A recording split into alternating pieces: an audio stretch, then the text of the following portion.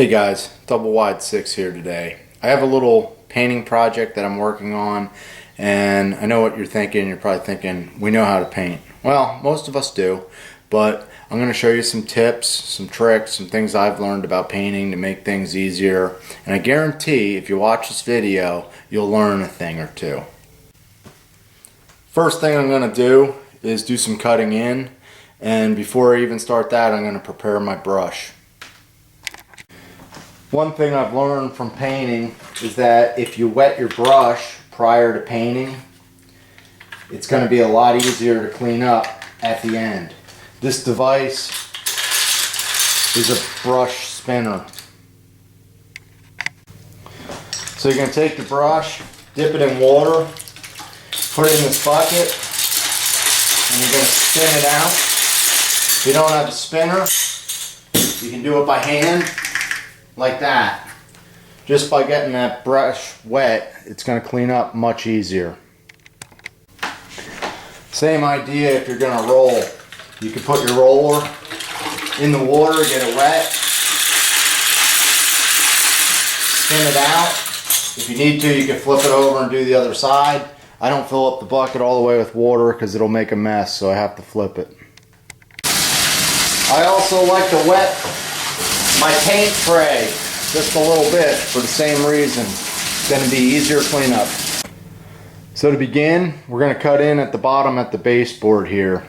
First thing you want to do before you paint anything is clean the baseboard. So I'm taking a wet rag and you want to run it across the top of the baseboard. That's going to make the paint come off easier, and it's also going to keep any dust or hair from getting on your paintbrush and messing up your finish. As far as cutting in and trim work, I see a lot of guys painting right out of the bucket. I find it easier just to paint out of a solo cup. It's easy to hold, and at the end you can just throw it out. Alright, we're going to begin by cutting in at the bottom edge of the baseboard. Just taking a little paint out of my cup. And what we're going to do is we're just going to put a line right above the baseboard a little bit. Alright. So apply a little paint to the wall, and then you're going to carefully put your brush on an angle, and you're going to go down as close to the baseboard as you can get, just using the tip of those bristles.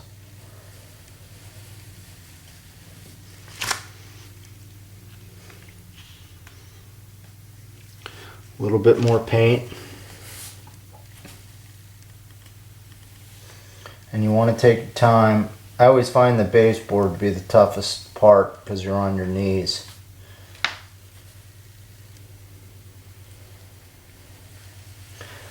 So that looks good.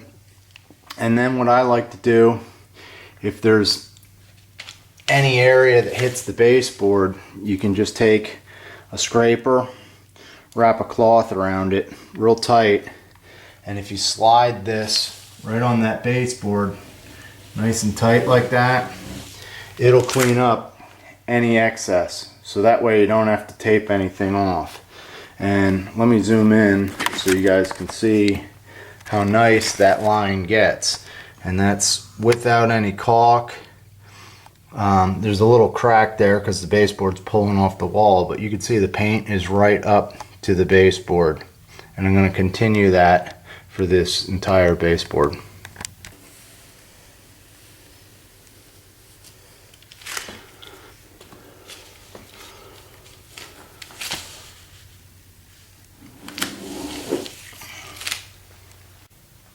When you paint an outlet or a receptacle, first thing I'd recommend is just taking a rag and knocking the fuzzies off before you do anything. And you really only have to get out about 1.5 inches past the receptacle to be able to get it with your roller. So now we're going to talk about cutting in the trim on the doorway. First thing that I do is I wet the molding all the way up and down, and that helps with the cleanup. Then what you want to do is you want to take your brush, and you need to figure out where you guys are. We're going to take the brush, we're going to apply some paint to it, and I like to paint a little bit of paint just on the wall just like that. That'll get the brush nice and prepared and apply some paint to the wall. Then you're gonna add a little bit more paint, and you're gonna angle out, fan out that brush, and you wanna start up top and pull down very lightly. And just watch the edge of the brush as you do it. Once you have it cut in, once again, you're just gonna take your putty knife and you're gonna start up top, and you just wanna drag down. And what that'll do is that'll give you a nice clean edge. Here's a look zoomed in on the edge, and you can see how nice and neat it gets. Sometimes you have to go over it more than once, and you want to make sure that you use a thin enough rag. Something like a t-shirt is good. My rag I'm using is actually a hair thick. I like using a little stool like this. Makes it easy for getting up top. Alright, so now we're going to paint the ceiling. Basically, it's the same process. I always like to just take a wet rag. That helps get rid of some of the dust. And just put a little water up there on the corner.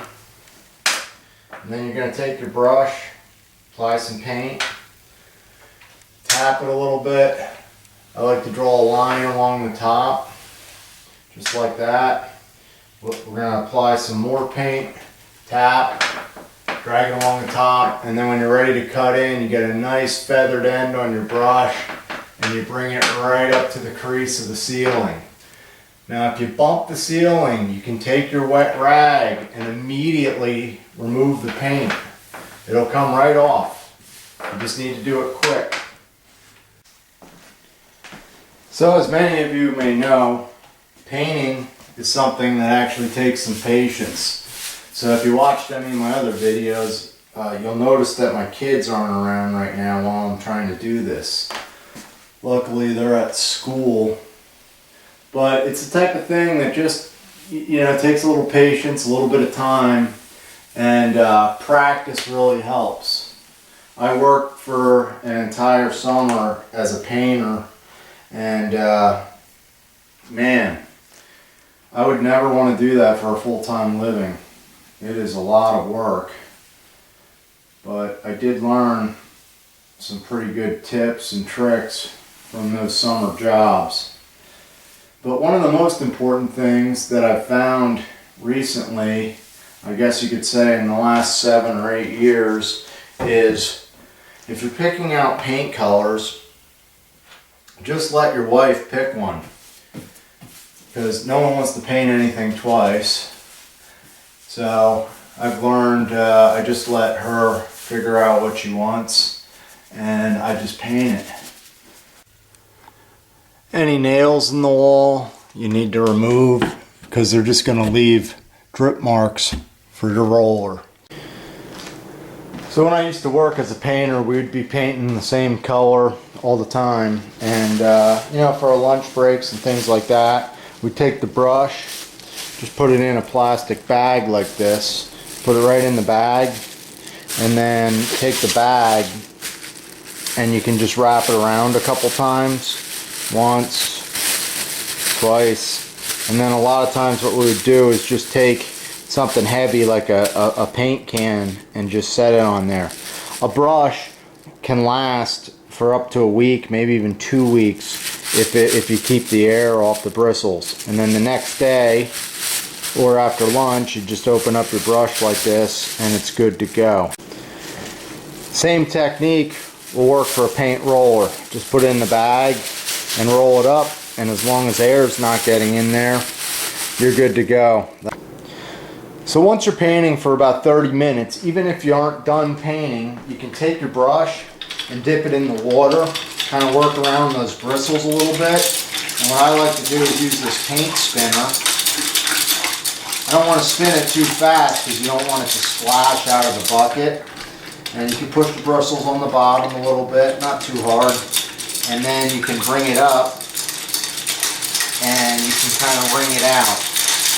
And that'll work real well just at keeping the bristles cleaner, so that when you go back to painting, they're nice and flexible and pliable.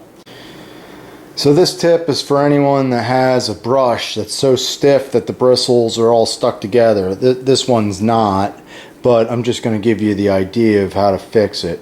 First of all, you know, when you paint, you always want to make sure you have enough time to clean up properly.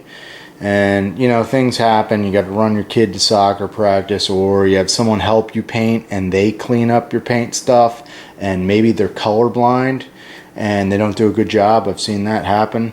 So here's what you want to do. You're going to take your paintbrush with the stiff bristles. This works for latex paint. Put on 2 clothespins just like that, okay? And in your paint cup, I have a 1/3 of a cup of laundry detergent. Any laundry detergent, it doesn't matter. I'm now going to add hot water to this. So I stirred it up, it's bubbling a little bit. You're going to take your paintbrush. You want those clothespins on there so that the bristles don't rest on the bottom of the cup. Now, you'll let that in there overnight and it should loosen it up a lot. You can let it in there 3 days, 5 days, up to a week. And that should take care of any stiff bristles that you have. After you're done cleaning your brush and it's completely clean and still wet, what you want to do is take it, put in newspaper like this, take the newspaper and wrap it over once, twice, and then fold it in half like this. That's going to help keep your brush nice and neat as far as the bristles. And you can put a rubber band on it and just let it dry. That way the bristles will keep their shape. If you have the cover that came with the brush, like this brush here, you can keep that and then you won't have to use newspaper. So on Double Wide 6, painting seems like a pretty simple subject, but I figured I'd just make a little video. You know, sometimes you might pick up a thing or two. Let me know if you learned anything or if you liked the video. Thanks for watching. Check out my channel. I got a bunch of other stuff up there. Take care.